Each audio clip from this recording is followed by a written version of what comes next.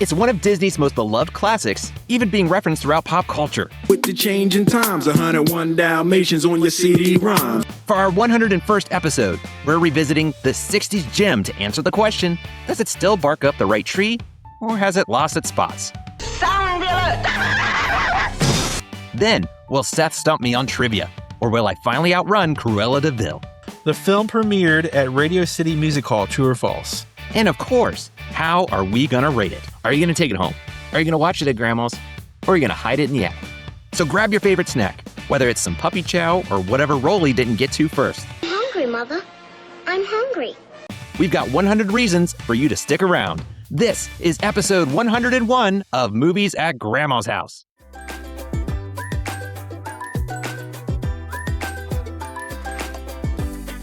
Hello, please come in. There's some fresh cookies in the cookie jar. There's a pitcher of Kool-Aid on the counter. Have a seat and make yourself comfortable. This is Movies at Grandma's House, where we love to look at the movies from our childhood to answer the question, does it still hold up? And is it family-friendly enough that even Grandma can enjoy? And I'm your host, Isaac. Melodies first, my dear, and then the lyric. And this is Seth. You idiots! You fools! You imbeciles! Oh, it is fantastic to see you, Seth. This is a special episode because we just wrapped up episode 100. This is 101. How appropriate. We are considering, as a reminder, Seth, what is the film Grandma's putting on for us to watch today? 1961's 101 Dalmatians.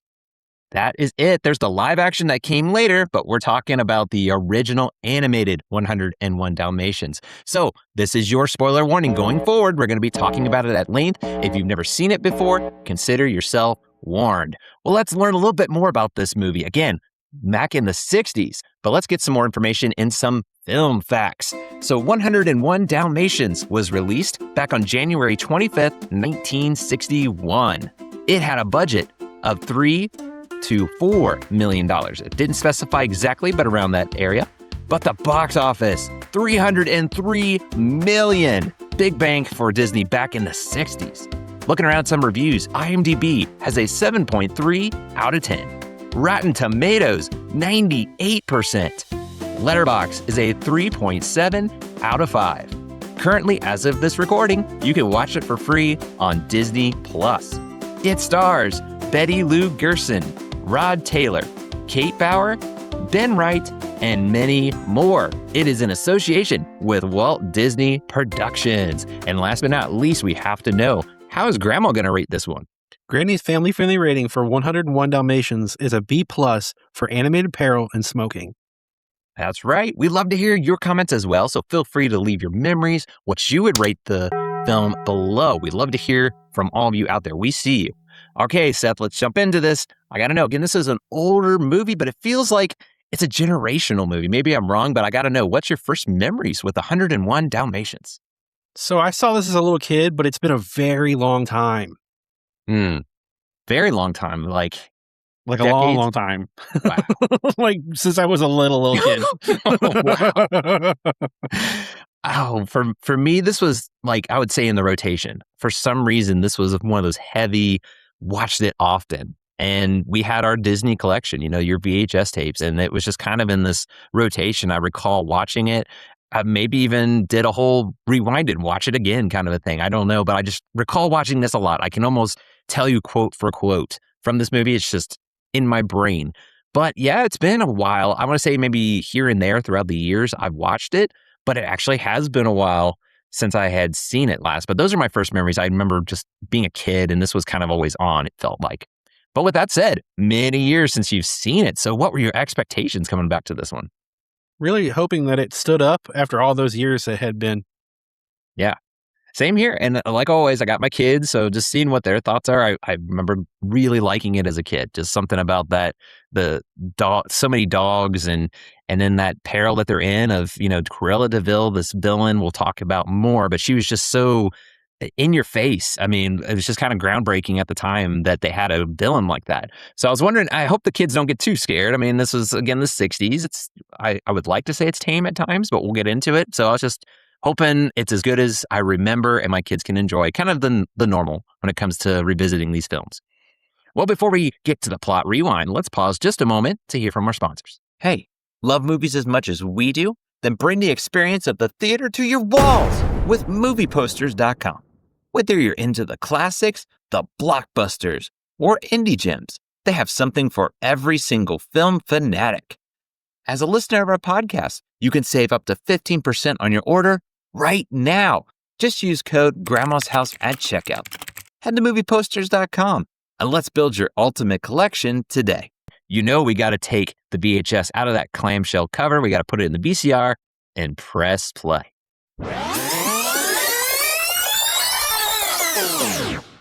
The story revolves around Roger and Anita with their dogs Pongo and Perdita, or Purdy. The dogs birth 15 Dalmatian puppies. Everything is great until Cruella shows up and wants to destroy the big happy family. What will happen to these beautiful pups? Find out today on Movies at Grandma's House.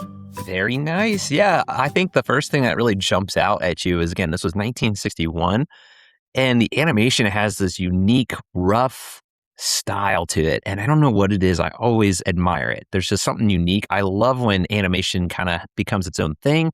We'll talk a little bit about the animation as a whole, but like the style, I really, really like it. And it's an interesting story concept because it's a kid's movie, but it can also kind of get a little dark when you start to think about it in terms of all these dogs are wanting to be someone's coat. But I got to know, as you're watching this, what's some of your first impressions?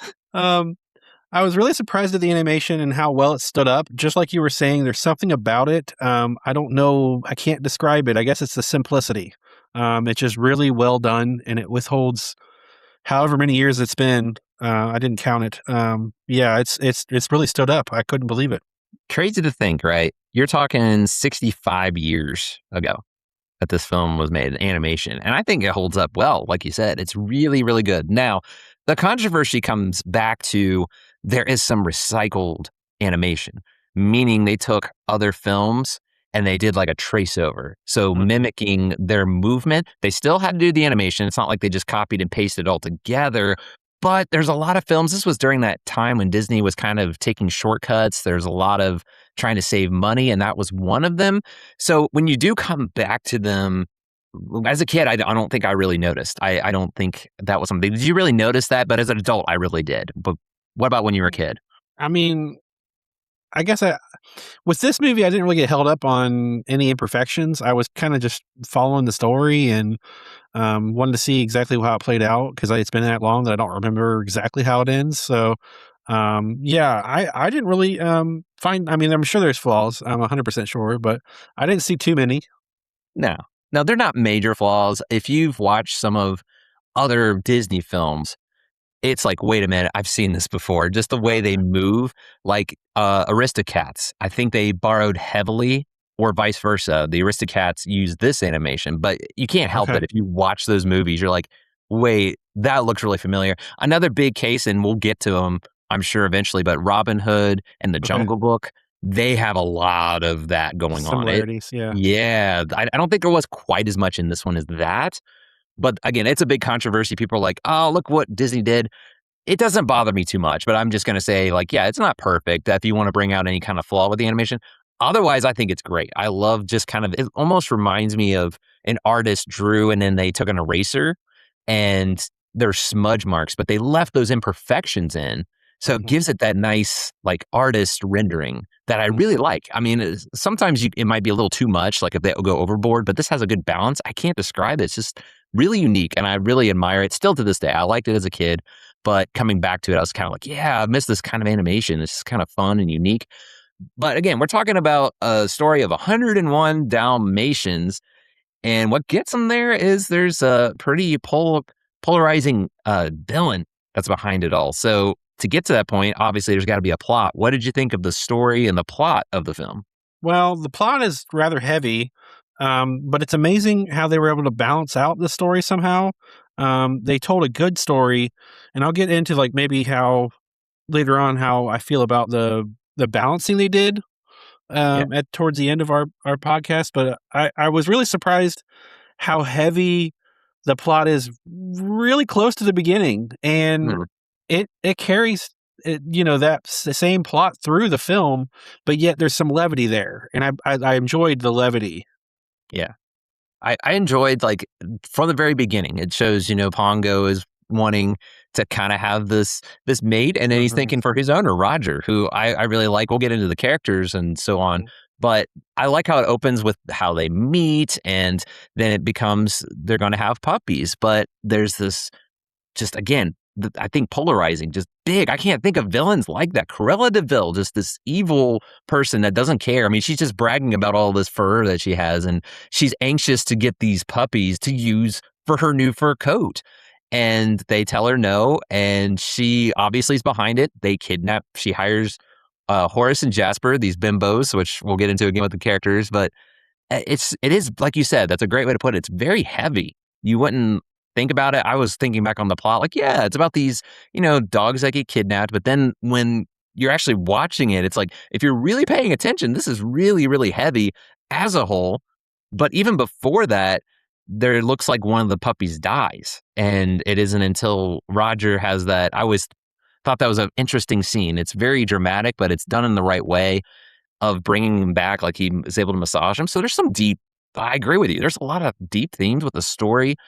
And I thought they were going to go there. Actually, I was like, are they going to like, I was trying to remember. I didn't think so. But at the very end, when Cruella De Vil and Jasper and Horace collide, it's like they should probably be seriously hurt or die from that. Like it gives you, if you're watching it for the first time is what I'm trying to say, like they could go there as much as it's done with a good balance like you were bringing out, but it definitely touches on it. Is that what you're talking about? Like those kind of deep and heavy stuff? Yeah, I don't have it as a fun fact, so I'll mention it now. But the original story is based on a little bit of reality, and one of the dogs was brought back to life. So that's actually a true story. There's a lot of heaviness in different forms with this one. I just think that they managed to make it so it's not so heavy that it just completely just depresses you throughout the whole film. Yeah. And it could. I mean, with the plot, especially animal lovers like me and you, I can't imagine thinking about all the negative things that could go wrong in this movie throughout the whole movie. But it somehow, with the music, with the energy of everything, the animation itself, they tell the story that's somewhat balanced. And I'm just really proud of how they did with this. I'm too. Again, this was 65 years ago, but it still that's holds crazy. up well. Right. It's like you said, they don't go too far, but they do keep your attention. I think that the heavy parts does keep your attention more, because this could have just been kind of a little for little kids. Yeah. It's like, no, adults can enjoy it. And a thing like you mentioned is the music. I really appreciate the music part of it. Roger is a songwriter. That's part of it. So, they had to bring out some good music, having a character that writes that. So we can jump right into it. I mean, Roger is one of the characters, but what did you think of the characters overall? So I really enjoyed Roger and Anita. The two main dogs, Pongo and Purdy, were just really, I don't know how they did it so well, because you felt like you were part of that family. And they just captured that quickly. We can't forget to talk about Cruella. We just came off of Lion King, and talking about evil villains. She's up there. If not the worst, she's in the conversation. So with the subject matter, it has to be. Regardless of what her dialogue is, it's pretty up there. But just really great characters in general, because it's a lot to tell, a heavy plot, a lot to tell, and they're just somehow the characters push that whole dialogue, the whole premise of the story through. And again, I'm saying it again, but somehow they balance it, and I don't know how they do that, because it's such a heavy plot. Yeah. I mean, it goes there, and just taking, I think you got to bring out Cruella De Vil right away. She's the one that really gets your attention. I brought out Roger, but you also have the maid. I really like her. She's got this spunky kind of attitude there, but really what grabs your attention, and it's just like, this is a really interesting, unique character, is Cruella, because she's just so in your face. Yeah. And I mean, she's talking about pretty graphic ways to kill these dogs at one point, like, drown them or beat them over the head. And it's like, whoa, that's where it does get heavy. It doesn't push it past that, but it's still, if you're paying attention, that's where I go back to. If you're paying attention to it, I mean, there's no remorse here. It's just, hey, I want my fur coat that's made of these spots. And they're actual animals. Who cares? That's kind of her attitude. She's just so. But then she turns on the charm. Then she's just kind of sweet, like, "Oh, how are you today?" At other times, it's just this. Oh, it's so evil. Again, we talked about, like you said, the Lion King with Scar. He did the same thing. I'm sure he was an influence, actually, from Cruella De Vil, kind of playing off of that two-faced, kind of an evil villain. But yeah, she definitely is up there for me too. Of just, she's.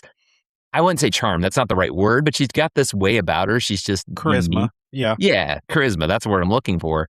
So I think that's what makes her unique for sure. But the other characters are great. Like I said, Roger might be like one of my favorites. Obviously, he's a songwriter, so I appreciate what he does. But you can't help but like the characters here. They're just your straightforward characters. Pongo he's entertaining. He's humorous and funny at times. I really appreciate how he's kind of talking in a third person at the beginning, kind of narrating. But I also love they're just really good parents. They go after their kids when they find out where it is. There's that dog chain where they learn about it and they go rushing out there. And even as a kid, I thought these are really great parents. They're just willing to go the distance, literally for their children, and even get into it with Jasper and Horace. That's entertaining to me, seeing them kind of get their due a little bit. The one gets his pants ripped and there's like his heart underwear, silly stuff like that. Like you said, it balances it back out with the heaviness. I got to ask you about Jasper and Horace because they're kind of, again, in that realm of Cruella De Vil, just really nasty and mean people, but they're kind of the comic relief. Wouldn't you agree? Yeah, they're henchmen, but they're likable, I think. Almost. And if you can, yeah. And they just every character, and I know there's so many, push the story forward, and they aided to the progression of the storytelling, and it just really clicked. I was kind of shocked, actually. Yeah. I just love the pacing. I love everything about it. It's so good. And I kind of get what you're saying. Like Jasper and Horace, they're kind of likable as much as they're terrible people. They're just they're funny. They're funny. Exactly. Yeah. Like just the way they conduct themselves. And they're almost like siblings, how they're always button heads, literally at times. And it's what this movie really needed. Like you said, that balance of these were just cold-hearted, thugs or whatever, henchmen. It would be like, whoa, this is really going there. But they're kind of absent-minded and just, Jasper kind of bosses Horace around and Horace takes it at times. But another time he's just like, I'm not taking it anymore. It's just funny seeing them. They have this chemistry about them that, like you said, as much as they're bad people, you kind of like the humor that they go with anyway. Yeah. But I got to throw out to you, there was actually a lot of quotes, and maybe that's my bias of I've watched this so many times growing up, but was there any quotes or anything like that stuck out to you? I got a quote and a song lyric. So, I like the one long howl, too short, one yip, and a woof. I thought that was clever. The song lyric, of course, is the main song of the movie, the Cruella De Vil, Cruella De Vil. If she doesn't scare you, no evil thing will. I think that's so well written. Yes. Because it compacts the movie all in one little lyric. Yes. And it tells the story just in that one little section of the verse of the song. That's like crazy. And I love when he writes it. It's just like, maybe that's where I also relate. It's like a light bulb goes off because he's got this melody and then he's like, Cruella De Vil. That's it. And then he's getting the song worked out as it goes. And it just works so well. Like you said, she's like at the door and he's finishing the song and it's so funny. Oh my goodness. I love that scene. That's one of my favorite that's scenes. The best part of the movie for me. He's got like a trombone. He's playing upstairs, he's playing the melody, and he's just being so obnoxious. And that's also another thing I love is like he comes downstairs and he dresses as Cruella De Vil. He's got like a jacket he wraps around, kind of like it's the fur coat. And he's just having fun at that point. That's why I love his character too. He's just great. But there's so many like quotes like I was bringing out. I found myself like, I actually say that at the very beginning, Pongo messes with the clock so they can go to the park because he sees Purdy and Owner there. But he looks at his watch and he goes, fancy that. I found myself saying that just randomly. And it's one of those, that's where it's from. Just randomly, I'll kind of look at stuff like, isn't that ironic? And I'll say, fancy that. So that's one that stuck out to me. There's, of course, Rolly with I'm hungry, mother. That's just something I always remember growing up. And this is one to go back to Jasper and Horace. I found myself just randomly, I think I quoted with my brother or others that just got the joke. But if someone said like, who are you? I Like when Horace was at the door when the maid opens, he's like, we're with the gas company. And he nudges him. It's like, electric company. And I laughed out loud because he spelled electric wrong. I forgot on the bag. Again, you can't help but like him at times like that. That silliness.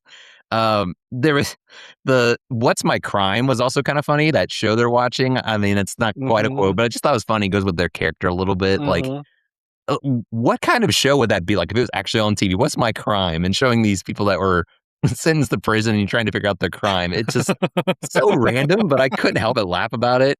The other one real quick was Cruella De Vil she's on the phone with him and she's like, I want the job done now. He's like, but it's right here in the papers. They know about the scheme. But that's what Jasper says. He's like, pictures and all. Horace takes the phone and points it at the newspaper, like she could actually see. And I'm thinking to myself, this was back in 1961. There's no FaceTime or anything like that, but he's just so dim-witted. I don't know why I laughed at that. I thought it was funny. So there's scenes like that. It's clever. It really is clever. But yeah, anything else that you want to touch on? I've got a scene I wanted to talk about. Yeah. So I like the tension when they are trying to save the dogs. It's amazing how they were able to capture that intensity. Like I said earlier, there is some way able to balance out the fear and worry with lightheartedness. Like they were able to give you that, like the edginess of what's going on, but then also to tame it down and bring it down a notch when they needed to. And I don't know how they told it that well. Like, I mean, it just worked out so well. I could never write a story and balance that with that big of a plot and heavy of a plot and make it work that well. So I just really liked the scenes with where the dogs were like on the run and everything. There's a lot more characters. Like we didn't get to all of them, but there's a lot more extra dogs that are helping. And I always love that growing up too. Like you're bringing out it builds that intensity of they're trying to get away and these other dogs are helping. Like there's that really bad snowstorm and you could tell they're like freezing. And the collie, that's one of my other favorites. He's just very, very structured and dignified in his talking manner. They have these personalities. You can't help but love them. It's just great how they're coming together to help Pongo and Perdita get their puppies back. And then obviously the additional ones that they got from the pet stores. That's how it became 101 Dalmatians. But I really like that scene. Like, you're bringing out, like, also they're trying to get away, but also cover their tracks. I thought that was a cool touch that this was taking place in the snow. Where, yes, Cruella De Vil and Jasper and Horace, when they got away, they're trying to get them, but they're following their tracks, so they go on the river. I mean, little stuff like that, it builds the intensity, exactly what you're saying. It's well written. It gives you this sense of, like, are they going to make it? You know, little things, and then they get in the soot to cover up and to get away. So great.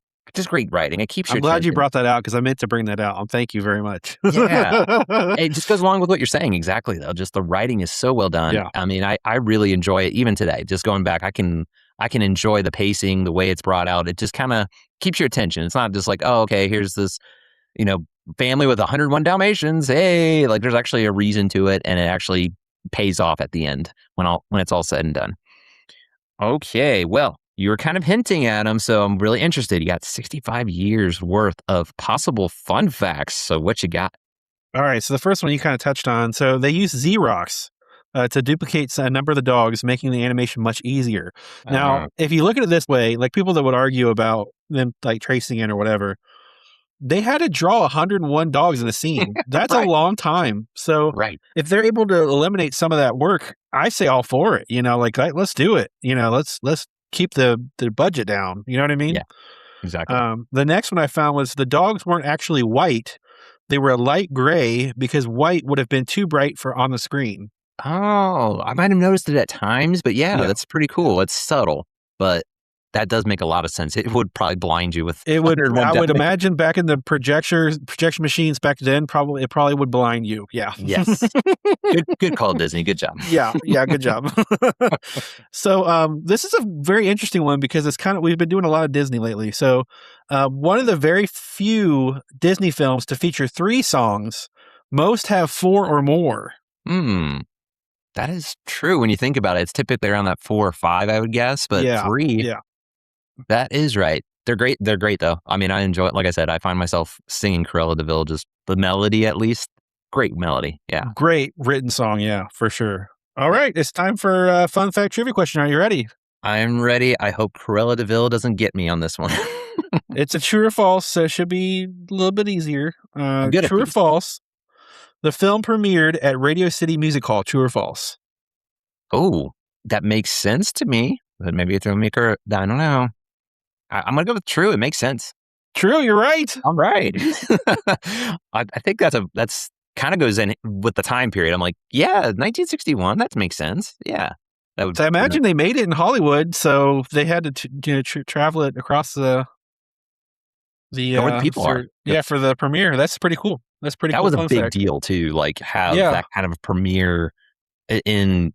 Yeah, that's just it made bank. Like I said, it 300. I have to look at it again. 300. I'd like to know how many people showed up. Like I'd like to know. Like that would be kind of cool. So I'd like to get into that a little bit further. But yeah, that's our fun facts. I'm really shocked that you got that one. I thought I was going to stump you with that one for sure. Yeah. I was like, I feel like it makes sense, but yeah, maybe you'll flip it on me. So, all right. Hey, bring on the true or false. I'm getting these so far, so I'm not going to complain one bit. But yeah, great one there. Well, before we get to our review, we like to look around the net to see what kind of reviews out there. Again, 60 plus years this came out, so I'm sure there's some good ones. But Seth, what kind of reviews you seen out there? Well, the first one I found is from my favorite, The Little Songbird. The Little Songbird says, "Beautiful animation, Disney, 9 out of 10. Very nice. I agree. It's just one of the more different, as much as we talked about it, just maybe the tracing, whatever, the photocopy, you understand, again, like you said, 101 Dalmatians. I just enjoy the style. It's so unique. I wish Disney would do that more often. And then Snoopy South said, "Short and sweet, 7 out of 10. Very nice. This does feel kind of on the shorter, as much as there is a lot going on. It feels satisfying. And this was back when Disney movies were about hour and a half or so. I think it's in that time. But it is satisfying. It feels short and sweet. So that's a good way to put it. I like that. And lastly, Ariel-28 says, "Never have I loved another story like this one. 10 out of 10. We didn't really talk on it too much, but this does feel like it goes generation after generation. It was a smash hit, but it still kind of endured the test of time in a way. Like I don't know of anyone that hasn't at least heard of 101 Dalmatians. It's very unique that it's generation after generation. And yeah, it's in pop culture. It's in a lot of things where kids loved it. I want to say when this came out, or at least maybe the live action I'm thinking of, Dalmatian sales went up. People wanted Dalmatians. There's just got this craze going on. So that's pretty awesome, though, saying someone 10 out of 10. This must have been like one of their favorites. So that's really awesome. It was, like I said, one of my favorites, or at least I recall watching it a lot. Well, one more thing we like to do. We like to do the kid test. And I want to just say right now, this might have been one of my favorite kid tests we've done so far because I have a 10-year-old, I have an 8-year-old, I have a 6-year-old, and a 3-year-old. I also have a newborn, but they don't count because they can't really tell me what they thought of movies. So what we like to do is get their thoughts. So my 10-year-old, he said, hide it in the attic. He did not like it. He said it was not realistic at the end when Cruella De Vil gets hit. He was just like, she should have died from that. Like it got into a really involved conversation between him and his brothers of just, well, this should have happened and this could have happened. And they were starting to play it out. I loved it because it was them using their imaginations. As much as he said I didn't like it, he was still talking about it. It got him talking and really interacting. Breaking it down. Yeah. Cool. So that's why I'm saying it's one of my favorites because there was just like actual table talk discussion going on afterward between them all because my 10-year-old did hide it in the attic. He actually said, I'm going to hide this in the attic. My 8-year-old said, I'll watch it at grandma's, but it didn't explain what happened to Cruella De Vil. And I was like, what do you mean? He's like, she got in this accident. He's like, yeah, but nothing happened to her. Like she's still out there. She can still come after the pup. I'm like, that is kind of a good point. They didn't say, you assume, obviously it's a car accident. Like the police are going to be showing up, but doesn't explain like, did she get held responsible for the kidnapping or she just have to do some public service for her, obstruction of all the damage? I don't know. So he made Can I interrupt you real quick? Yes, please. So I saw a combination of those two things when I watched it. So I'm really I'm glued to finding out what all your kids said because so good. That's exactly what I was thinking. That's it got them talking. That's what I really enjoyed. I just sat back and listened to them. They were really going at it of like, well, this could have happened. And they're like, no, that can't. I mean, they were really talking it out of scenarios of she either got arrested or she got away and now she's at large. And I mean, you think about it, they probably did it on purpose for even back then, maybe there's a sequel. that we could bring her back. I kind of like that, but I also get the frustration of like, you want that resolved because she's such an evil person. You were like, I want her locked up and behind bars. She's kind of scary. So that was maybe the way I was taking it. Then my 6-year-old, he said, take it home. He loved it. He just was giggling and laughing. He loved the comedy throughout, and obviously dogs, those types of things got his attention. My 3-year-old, he liked it. I would say, it's kind of in his wheelhouse too. It's got the animals and stuff. He's just 3 years old. What else can I say? He's going to be distracted, but I still like to get his thoughts, see what he thinks of the movies. So yeah, this was like one of the more unique kid tests we've ever done because it really got them talking. Yeah, it was just really fun to watch that effort. I kind of wish more movies did that. My kids to really talk and converse more. Can I say something else? Yeah. It's amazing that a movie over 60 years old that did that. Exactly. Oh my goodness. That's really something. Exactly. I mean, it's one of those films that it holds up. Like I said, it's just something about it. It's generational. You're talking, my kids are 10 and under, and they were able to enjoy it. Maybe not all of them enjoyed it, but there's various reasons. At least they still talked about it, and it got the discussion going with them. So yeah, that was the kid test. I think what we talked about, there might be some heavy moments, but this is Disney. This is classic Disney. Just be aware of maybe a few elements in there. You got a lot of smoking, which is a part of the time. There's some drinking, like at the part where they're at the hideout and such, but it's just minor. You got to really pay attention to that kind of stuff. Overall, this is something that I think the family's going to still enjoy even today. Well, with all that said, we unpacked a lot, but we still got to rate it, give our final say. So Seth, going to start with you. I'm going to ask you the question. For 101 Dalmatians, and to clarify, the 1961, not the live action, how are you going to rate it? Are you going to take it home? Are you going to watch it at Grandma's? Or are you going to hide it in the attic? I really appreciated the animation, the characters, the music. That being said, I'm going to watch this at Grandma's. Really looking forward to watching the next time. So I'm looking forward to the next viewing. It's no knock on it. It's not. It's very close to take it home. I would say it's a really good movie. I would say that's where I'm going to stand with this one. That is respectable. And I'll just say, as a kid, I would say take it home, and we owned it. So I mean that goes without saying. But I can't state enough. It feels like this was always on. I watched it so much growing up, and over the years, I don't think there's anything really lost with it. I wouldn't say it got worse, maybe other than you're going to sit there and nitpick the animation like I brought out. Maybe you're like, hey, I remember that from the Aristocats, or I remember this animation from earlier, because they do kind of repeat at times. But otherwise, it's just a solid movie.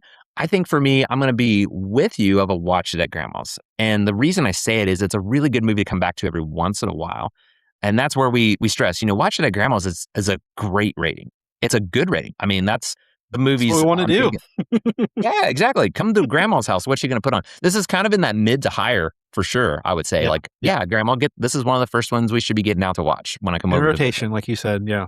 Exactly. So respectable as a movie. I mean, you can almost make the case it's to take it home on quality that it still holds up all these years later. Like I think it definitely holds up. It's just for me and my personal taste, and maybe give it some time. I want to put it on every once in a while and get my kids talking again, get them, kind of getting that conversation going again. That'd be fun to do every once in a while. So it's a respectable rating for both of us for sure, but definitely check it out. This is maybe one that you haven't watched in a while. Go check it out. And especially the music. You're going to have a good time with the music, the art style, those types of charming things about this film.